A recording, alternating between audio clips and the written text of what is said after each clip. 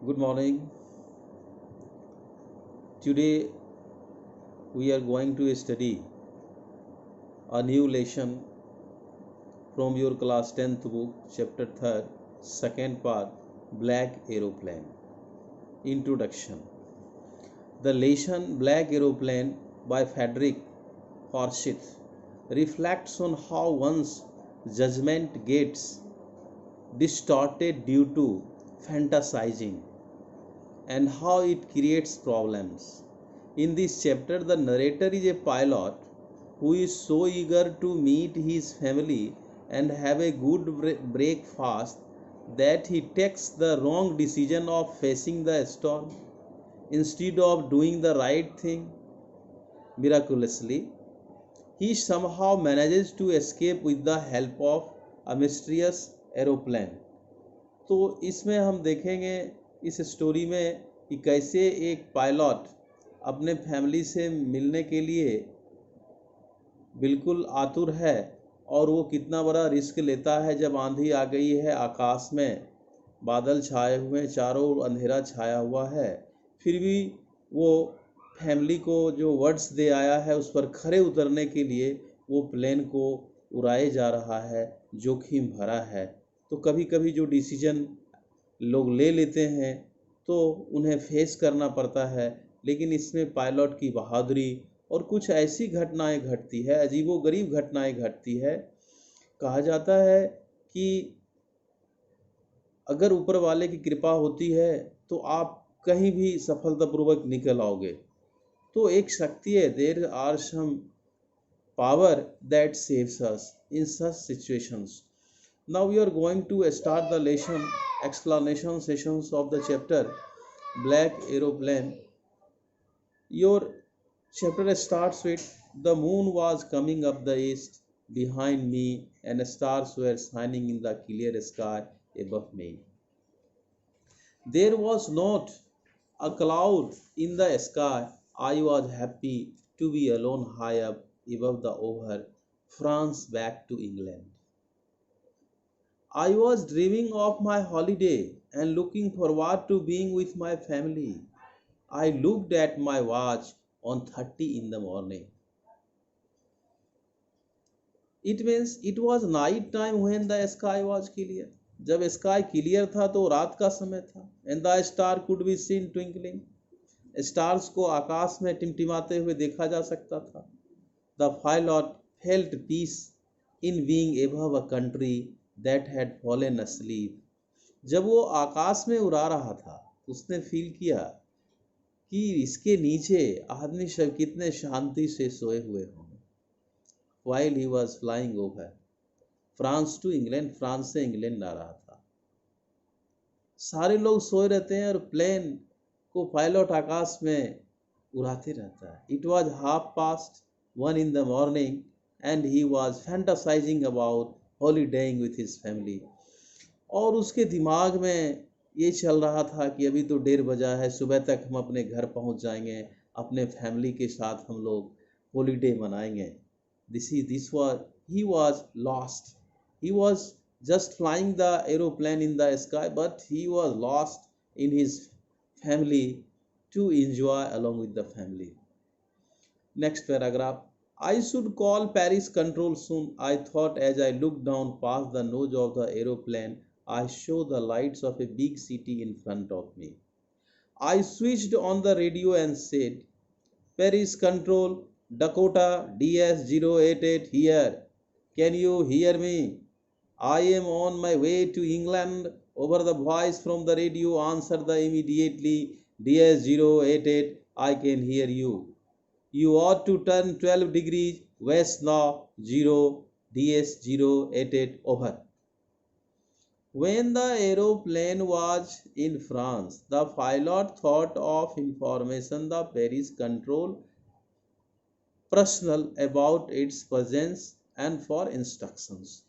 तो जब आकाश में पायलट उड़ाते हैं जहाज को तो वो बात करते हैं, हम मोबाइल से बात करते हैं, उनका उसमें लगा रहता है रेडियो जैसा, और वो उससे बात कर रहे थे।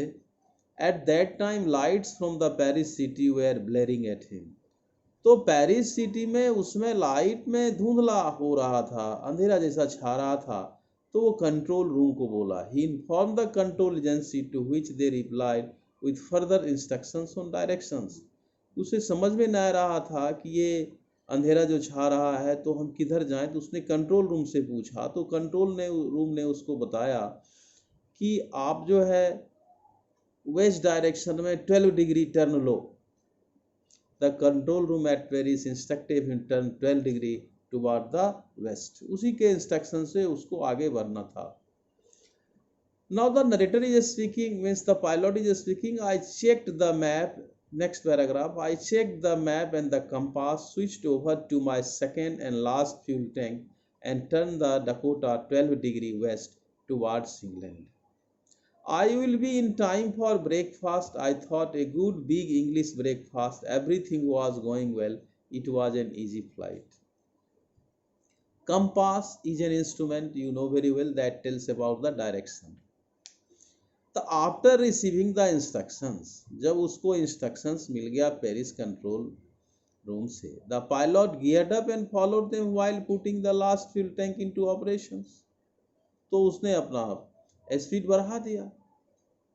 All this time he was drinking about his time with his family. और इस समय जब वो आकाश में उड़ा रहा था तो उसके दिमाग में बस अपने फैमिली के साथ हॉलीडे मनाने की सपना आ रही थी। He was lost in imagination. वो कल्पना लोक में खोया हुआ था, isn't it? Then he started thinking about having a satisfactory breakfast at the destination point. उसने सोचा चलो आज एक संतोषप्रद ब्रेकफास्ट हमें मिलेगा अपने फैमिली के साथ अपने घर में। He was calm as everything was going as planned. वो बहुत ही शांत था और खुश था, सब कुछ तो एकदम वेल प्लान्ड चल ही रहा था। Paris was about 150 kilometres behind me when I saw the clouds, storm clouds, they were huge. जब पेरिस 150 किलोमीटर पहले था तो उसने देखा कि स्टॉर्म क्लाउड्स वहां पर छाया हुआ था। दे वर ह्यूज, बहुत बड़े थे। They looked like black mountains standing in front of me across the sky. वो ऐसे लग रहे थे एक बहुत बड़ा माउंटेन, ब्लैक माउंटेन उसके सामने खड़ा है। I knew I could not fly up and over them. मेरे को ऐसा लगता था कि मैं उस होकर के फ्लाई नहीं कर सकता हूँ।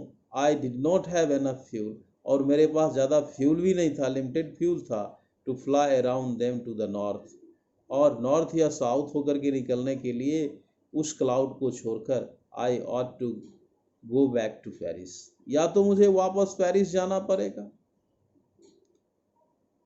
आई ऑट टू, जाना चाहिए वापस। I thought but I wanted to get him.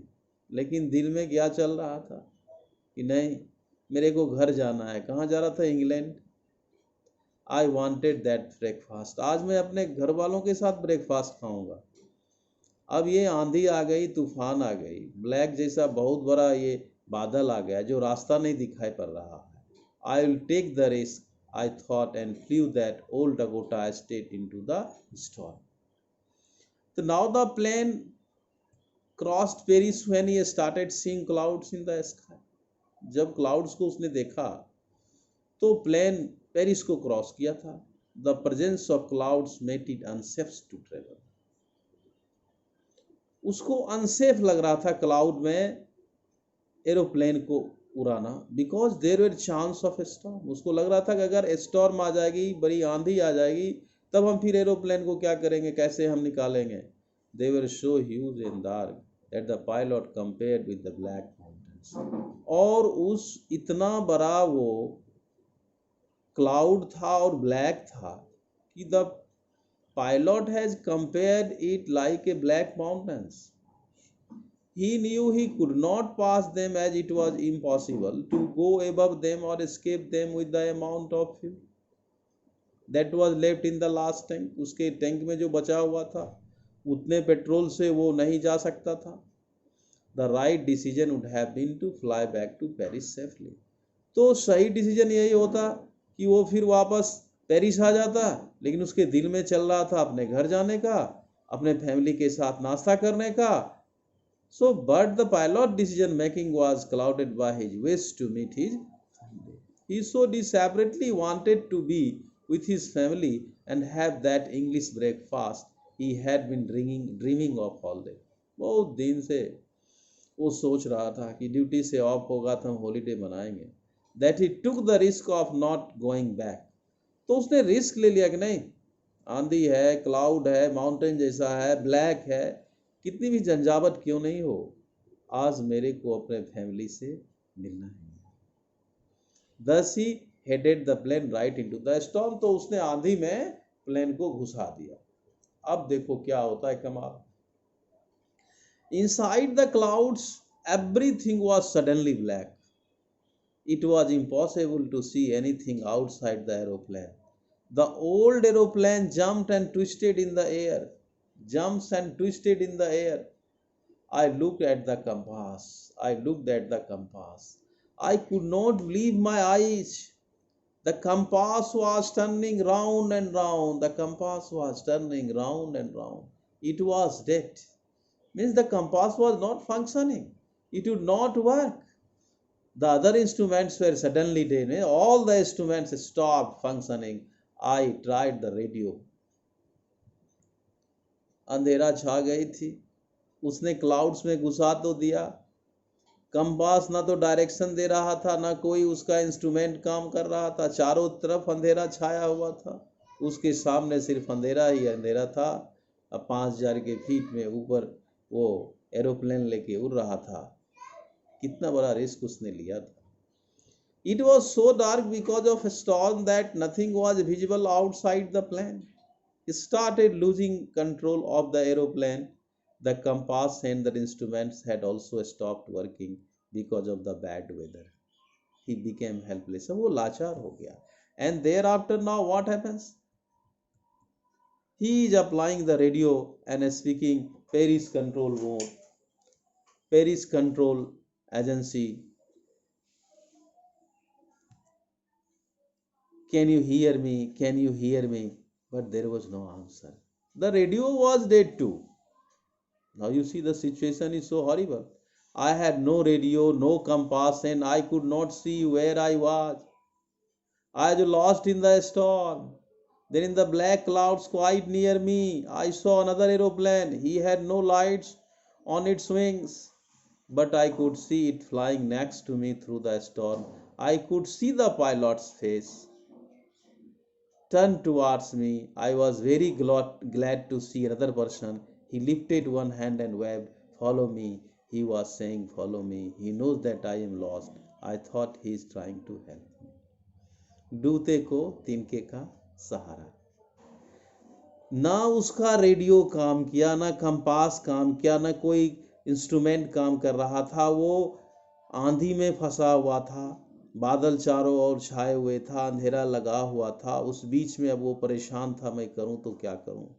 Paris control board को रूम को उसने रेडियो से बात करना चाहे, लेकिन कोई जवाब नहीं मिला उसको. लेकिन एकाएक क्या देखता है कि एक प्लेन पीछे से आई, और उस प्लेन में पीछे में कोई लाइट्स नहीं था, कोई विंग्स में भी कोई लाइट्स नहीं था, लेकिन मैं देख सकता था कि एक प्लेन मेरे बगल से गुजर रहा है इस आंधी में.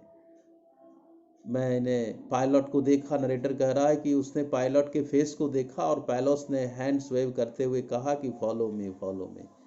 आई वॉज वेरी ग्लैड. मैं खुश हुआ कि चलो एक आंधी में एक एरोप्लेन आया, अब तो मैं इसके पीछे पीछे चले जाऊंगा. यही होता है, चाहे खूब जोर की बारिश पड़ रही हो, कुहासा छाया हो, दूसरे गाड़ी के पीछे लगा दो, धीरे धीरे चलते चलते पहुंच जाओगे. He lifted one hand and waved, "Follow me." He was saying, "Follow me." He knows that I am lost. I thought he is trying to help me. वो जानता था शायद कि मैं खो गया हूं, इसलिए वो मेरा मदद करना चाहता था. मैं बहुत खुश हो गया. He next paragraph. He turned his aeroplane slowly to the north. उसने अपने एरोप्लेन को नॉर्थ की तरफ घुमाया. In front of my Dakota, so that it would be easier for me to follow him. ताकि ये आसान हो कि मैं उसका पीछे पीछे चल सकूं, पीछा कर सकूं। I was very happy to go behind the strange aeroplane like an obedient child. एक आज्ञाकारी बालक की तरह एक अजीब अजनबी एरोप्लेन का के पीछे पीछे मैं चलना शुरू कर दिया, क्योंकि मैं लाचार हो गया था, मेरे पास कोई रास्ता नहीं था। After half an hour, the strange black aeroplane was still there in front of me in the clouds. और आधे घंटे के बाद जो एक अजीब ब्लैक एरोप्लेन आया, वो स्टिल उसके सामने था क्लाउड्स में। Now there was only enough fuel. Now there was only enough fuel in the old Dakota. Dakota, this is the name of the aeroplane. Last tank to fly 5 or 10 minutes more.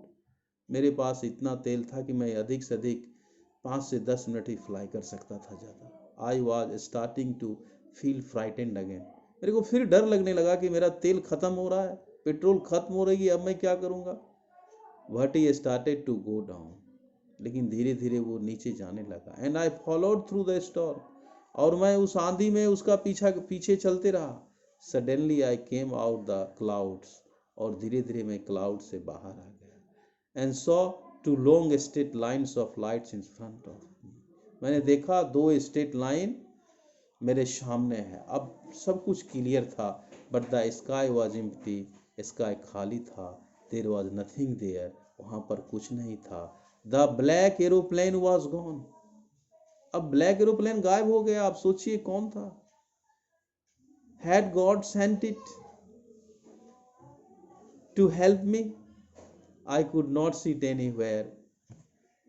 Runway, there is one word runway, a stripe of hard ground which aircraft take off and land. My dear children, the other pilot also. Now I landed. I was not sorry to walk away from the old Dakota near the control tower. मैं जब नीचे उतरा old Dakota से near the control tower, I went and asked A women in the control centre. वहाँ पर जाकर के, runway पर जब मैं उतारा तो वहाँ पर जाकर के मैं पूछा कंट्रोल सेंटर से, where I was and who the other pilot was. मैं पूछा कि मैं यहाँ जो उतरा हूँ कौन सी जगह है, और मेरे आगे कौन पायलट एरोप्लेन लेके उतरा। आई वांटेड टू से थैंक यू, मैं उसे धन्यवाद देना चाहता हूँ क्योंकि उसने मेरे को बचाया है। She looked at me very strangely, जो काउंटर पर बैठी हुई थी बड़ा अजीब तरह से मेरे को देखी और हंसी जोर से। Another aeroplane, up there in this storm, इस स्टॉर्म में another aeroplane? No, other aeroplane were not flying tonight. आज तो कोई दूसरा एरोप्लेन उड़ ही नहीं रहा था। Yours was the only one, तुम्हारा अकेला एरोप्लेन था। And I could see on the radar, मैं रडार पर देख सकता हूँ सिर्फ एक ही एरोप्लेन तुम्हारा था। So who help me to arrive there safely without a compass और ए रेडियो। तो वो पूछता है कि तुम मेरे को मदद कौन किया, बिना कंपास और रेडियो का इस आंधी से मेरे को निकाला कौन, बादल से निकाला कौन, और मैं यहाँ कैसे आया। And without any more fuel in my tank, मेरे टैंक में कोई फ्यूल भी नहीं था, खत्म होने पर था। Who was the pilot on the strange black aeroplane? उस strange black aeroplane में कौन था? Flying in the storm without lights, उसमें lights नहीं था। The author did not know where he had landed, but was not afraid of leaving his plane unattended. He headed straight into the control room to ask about the other pilot. To his utmost surprise, the lady informed him that there was no other plane in the sky except his. Because of bad weather, he is left astonished, a lot of questions unanswered in his mind. अब जरा आप ही सोचिए, उस भंवर से उसको किसने निकाला। Airport पे कह रही है कि नहीं, कोई प्लेन ऊपर में उड़ ही नहीं रहा था। तो बेशक हम कह सकते हैं कि वो गॉड का दूत था, रिप्रेजेंटेटिव था, जो इसको वहां से बचाने के लिए आया था। We can imagine it, of course. So this chapter gives us the message that If we take the risk and our heart is pure, we are determined, we can get the help from the God also. So here it proves the proverb that God helps those who help themselves. भगवान भी उसी की मदद करते हैं जो खुद अपना आगे बढ़ने के लिए तैयार रहता है, अपनी मदद खुद करता है। इसलिए my dear friends, if any time in our life any risk is coming, we should take it. We should not go back. Last day also I told you, if the step we have taken ahead, we should continue it. We should move it. I would like to share you one of the story of Dhirubhai Ambani also. Once upon a time he was going somewhere in the desert from Jaipur to somewhere else. All of a sudden a sandstorm came.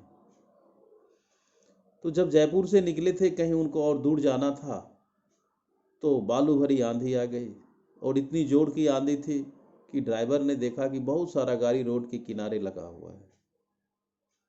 तो वो जाकर के वो भी गाड़ी रोक दिया। तो धीरूभाई अंबानी ने उनसे उससे ड्राइवर से पूछा कि तुमने गाड़ी रोक क्यों दिया? बोला सर, सब गाड़ी लाइन लगा हुआ है, देख रहे हैं कितना वेदर खराब है, कुछ दिखाई नहीं दे रहा है, इसलिए मैं भी खड़ा हो गया हूँ। बोला ठीक है, विजिबिलिटी 10 मीटर है, 5 मीटर है? बोला हाँ, तो तुम धीरे धीरे चलो, 5 मीटर ही, रुकना नहीं। बोला सर आप क्या बोल रहे हैं सर, ये तो जोखिम भरा काम है। बोला मैं बोल रहा हूँ ना, आप चलो पहले तो सही, मेरा ऑर्डर है। बोला जी मालिक। वो चला कार चलाना शुरू किया, धीरे धीरे धीरे धीरे राइट साइड से देखा, बहुत मतलब 4, 5, 6, 10 किलोमीटर तक लगातार बड़ी लाइन लंबी लगी हुई थी कार की। वो राइट साइड से निकालते जा रहा था, निकालते जा रहा था, निकालते जा रहा था। 10 किलोमीटर आगे जब बढ़ा तो उसके बाद एकाएक जब देखता है कि धीरे धीरे बिल्कुल दिन साफ नजर आ रहा है, तो धीरूभाई अंबानी ने अपने ड्राइवर से, चालक से कहा, सारथी से कहा कि तुम ये कार रोको। ड्राइवर बोला सर अब तो मौसम ठीक हो गया, वेदर ठीक है, अच्छा मैं कार क्यों रोकूं? बोला नहीं तुम रोको, ये मेरा ऑर्डर है। जी मालिक। उसने रोका कार को। धीरूभाई अंबानी बोले कार से निकलो। वो डर गया, पता नहीं अब मेरे को क्या कहेंगे, मेरी नौकरी गई क्या? धीरूभाई अंबानी भी बाहर निकले और बोले पीछे देखो। जब वो पीछे मुड़ के देखता है अभी भी उधर धूल भरी आंधी चल रही थी, बाली जोर से, और इधर सेफ है। तो इसी को कहते हैं भगवान की माया, कहीं धूप कहीं छाया। तो my dear friends, here what we get the message कि अगर वो नहीं चले होते, हर एक जगह एक जैसी बात नहीं होती है, चलते रहो, सुख और दुख दोनों साथ में आता है, आगे बढ़ते जाने का नाम ही जिंदगी है, रुक गया तो डिब्बा। So this is the message that if we have taken the step forward, we should never go back. We should continue believing in God. We have some of the questions here. The black aeroplane. First question is, I'll take the risk. What is the risk? Why does the narrator like it? The risk here refers to not doing the right thing, which is flying back to Paris when he came to know about the storm, despite being aware of the bad weather. The pilot headed straight into the storm and risked the lives of his fellow passengers. The pilot's decision making was clouded by his wish to meet his family. He so desperately wanted to be with his family and have that English breakfast he had been dreaming of all day, that he took the risk of not going back. This is the answer.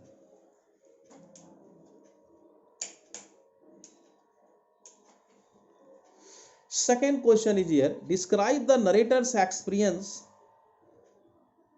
as he flew the aeroplane into the storm. The narrator was frightening as he lost control of the plane. He felt helpless as the compass and other instruments had stopped working. Nothing outside the aeroplane was visible when he suddenly, in the midst of nowhere, an unknown plane was visible and the pilot was eager to help him.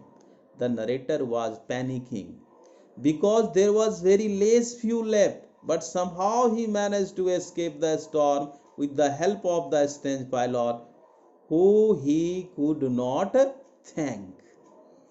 This is all about your second question. Now, third question we are going to discuss it.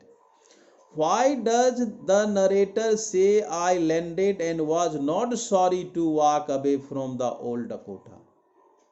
The narrator had landed at an unknown place as his compass and radar had stopped functioning in the storm.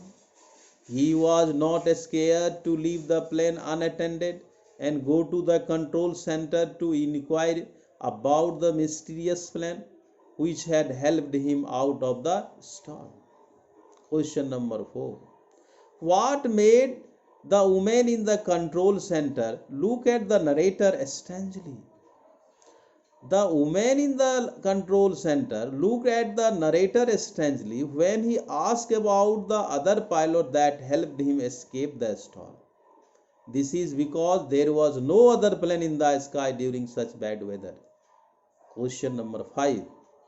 Who do you think helped the narrator to reach safely? Discuss this among yourselves and give reason for your answer. It was the pilot's own conscience, conscience which helped him out of the storm.